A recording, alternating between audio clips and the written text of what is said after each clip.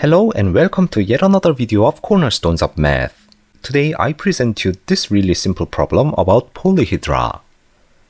Prove that if a polyhedron has an odd number of faces, then it must have at least one face with an even number of edges. For example, this triangular prism and square pyramid both have 5 faces each, which is an odd number.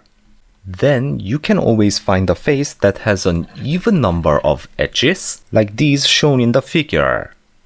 So how do we prove this? Well, to be fair, the most crucial part of this problem is specifying variables on geometric features of a polyhedron, such as number of faces, number of edges, etc. There are 2 types of variables, one related to faces and the other related to edges. Let's start with the face variable first. We need a variable to indicate the total number of faces of a polyhedron, and let us use f to indicate the number of faces. And it is given in the problem that f is odd. Next, we move on to edge variables, and we need more than one type of variable. First, we need a total number of edges, so let e be the number of edges in the entire polyhedron.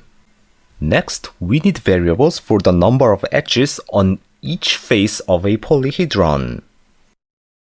There are total f faces, so we can denote these number of edges as e1, e2, ... up to ef.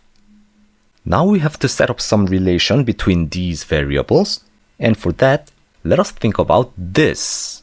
e1 plus e2 plus so on plus ef. What is the meaning of this? Well, it means that we count every number of edges on every face of a polyhedron and add them up. But if we do that, we have an issue of counting the same edge more than once. For example, as for these 2 faces, if we count their number of edges, then you can realize that this edge, which is an intersection between faces 1 and 2, is counted twice. This happens to every edge of the polyhedron, hence we basically count each edge of the polyhedron twice. Therefore, the result of this summation is twice the total number of edges, which is 2e. And with this relation, now we can finally do the odd-even thing using the condition given in the problem. Since f is odd, the left-hand side contains odd number of terms. We want to show that at least one face has an even number of edges, so let's deny this conclusion and assume that e1, e2, ... ef are all odd. Then we have an odd number of odd numbers on the left-hand side. That is, we add up odd numbers up to odd number of terms. This gives odd number as a result. That is, the left-hand side is odd.